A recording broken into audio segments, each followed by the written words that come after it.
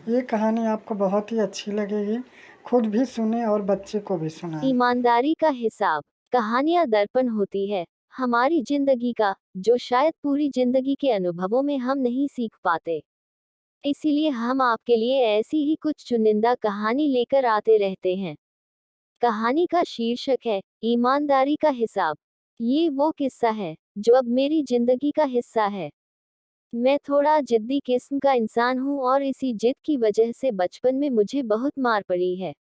लगभग मुझसे घर के सारे लोग परेशान रहते थे। माँ तो इस जिद की वजह से हर दूसरे दिन झाड़ू से मारती या फिर बात करना बंद कर देती थी। इसीलिए मैं भी थोड़ा चिड़ा सा रहता था। लेकिन इन सब रंजिशों के बीच एक शख्स चुपचाप मेरे साथ खड़ा रहता था। वह थे मेरे पापा। हाथ उठाना तो दूर की बात है, मुझे तो ये भी याद नहीं कि आखिरी बार उन्होंने मुझसे ऊंची आवाज में बात कब की थी। हूबहू मेरी तरह दिखते हैं वो।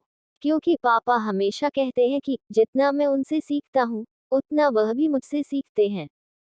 बाप बेटे के रिश्ते से पहले हमारे बीच दोस्ती का रिश्ता है।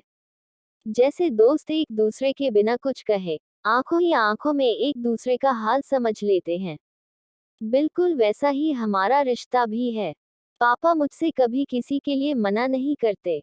जब मैं उनसे कहीं जाने को कहता या फिर कुछ करने को पूछता हूँ, तो वह सिर्फ एक बात बोलते हैं कि बेटा अगर तुम्हें ये गलत नहीं लग रहा, तो करो। ये शब्द सुनने के बाद मुझे ना जाने कैसे खुद ब खुद सही और गलत का अंतर समझ आ जाता है। ये बात उस समय की है, जब मैं क्लास 5th में पढ़ता था। ठीक 1 तारीख को पापा की तनख्वाह आती और महीने के पहले रविवार की शाम पापा और मैं महीने भर का राशन लेने के लिए एक साथ जाते थे।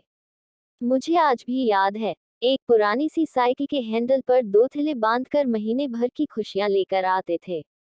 एक बार उस रोज हम राशन लेकर घर वापस आ रहे थे, तो पापा की नजर थैले के ऊपर रखी हुई एक विम बार की बड़ी टिकिया पर गई। पापा ने मुझे रुकने के लिए कहा और हिसाब वाला खाता मांगा। उन्होंने कुछ देर हिसाब वाले खाते में जांच पड़ताल की और बोले यार, इसने तो छोटी टिकिया के दाम जोड़कर बड़ी टिकिया दे दी। चलो कोई बात नहीं, तुम यहाँ कुछ देर इंतजार करो, मैं इसे अभी बदलवा कर वापस आता हूँ। इतने पर मैं फट से बोल पड़ा पापा, यह क्या कर रहे हो? अब रहने भी दो, आप कहाँ इतनी दूर फिर से वापस जाओगे? तो पापा एक पल को रुके, जरा सा मुस्कुराए और उस टिकिया को हाथ में लेकर बोले बेटा, यह मुझे गलत लग रहा है, तो मैं ये नहीं करूंगा। पापा वापस दुकानदार के पास चले गए। मैं कुछ देर वहां उनका इंतजार करता रहा। कुछ 5-10 मिनट बाद वह बड़ी टिकिया को बदलवा कर एक छोटी सी टिकिया लेकर वापस आए और हम घर की ओर चलने लगे। रास्ते में पापा ने एक हाथ से साइकिल को संभाला और दूसरा हाथ मेरे कंधे पर रखते हुए बोले बेटा, ईमानदारी किसी और से नहीं की जाती, ईमानदारी खुद से होती है। ईमानदारी हर उस चीज में होनी चाहिए जिसे तुम दिल से करते हो।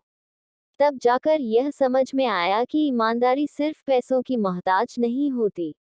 उस दिन से बस्ता उठाए, हर दिन इस उम्मीद में घर से निकलता हूँ कि अगर किसी दिन जिद छोड़ देता हूँ या जिंदगी में किसी मोड़ पर पहुंचकर थक कर हार कर बैठ जाता हूँ, तो इस बात की राहत हमेशा रहेगी कि बड़ी ईमानदारी से सपने देखे थे और इतनी ईमानदारी से उन्हें पूरा करने की कोशिश भी की थी। क्योंकि यह जो ईमानदारी है ना, पापा की उस वापस लाई हुई छोटी टिकिया की तरह है, जो गलत नहीं है। सपनों के लिए जोश, जज्बा, जुनून, हौसला, हिम्मत, ये सब बहुत जरूरी है। जब तक आप इन सब को पूरी ईमानदारी से नहीं निभाते तब तक कुछ मुकम्मल नहीं होने वाला। इसीलिए ईमानदार बनो सबसे नहीं, अपने आप से और खुद से। बस इतनी सी थी ये कहानी। आपको मेरी कहानी कैसी लगी कमेंट में बताइएगा और मेरी कहानी प्लीज़ लाइक और सब्सक्राइब करें प्लीज़।